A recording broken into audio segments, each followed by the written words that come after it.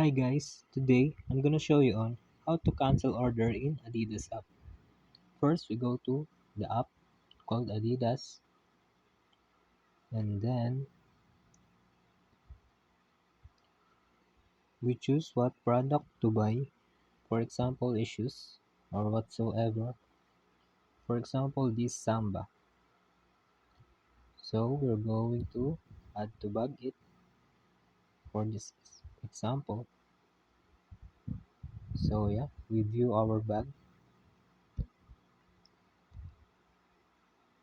So if we check out this and suddenly we realize that we buy or we ordered the wrong shoes.